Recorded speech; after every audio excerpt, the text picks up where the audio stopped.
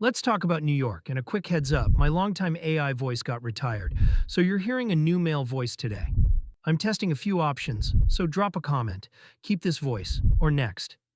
Now, New York is what happens when politicians sell free, like it's a moral virtue, and then act shocked when the bill shows up. When I was a child, I was taught a simple rule: nothing is free. And I used to tell my students the same thing. I remember a kid proudly flashing his free lunch card like he'd won a prize, and I felt compelled to explain gently that lunch isn't free. Taxpayers paid for it. Somebody worked for it. Somebody got the bill. And while I was teaching that lesson, I was paying about $2,000 a month in state and federal taxes. So forgive me if I don't clap when politicians call everything free and then demand more from the same people who are already carrying the load. Here's the part Democrats never want to say out loud. In states like New York, the tax base is dangerously concentrated. Reporting has cited that the top 1% of residents pay around 45% of the state's income taxes. That means nearly half the income tax engine is coming from a tiny slice of people. So when the political class chants, "pay your fair share," what they really mean is, keep paying, and don't you dare move. But remote work changed the game.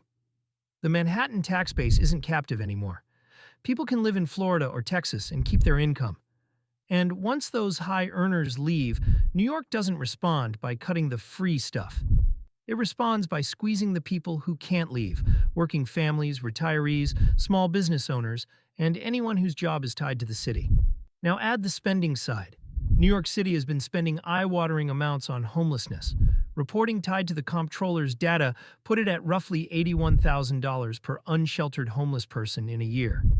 That's more than many New Yorkers make working full-time. Then stack on migrant-related services, shelter and hotel pipelines, and the NGO ecosystem that gets paid per head.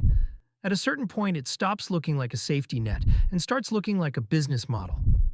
And here's the punchline. The same leaders who told people to go to Florida are now begging them to come back because the tax base is eroding. Translation: the ATM walked away. California, similar warning signs. Same dependence on high earners, same budget volatility, same massive homelessness burden, same "we can fund everything forever" energy, until the numbers say otherwise. Different accent, same math. If the top 1% already pays close to half the tax base and you're still screaming fair share, you don't have a fairness problem. You have a spending addiction, and you're trying to shame the bill payers into staying trapped.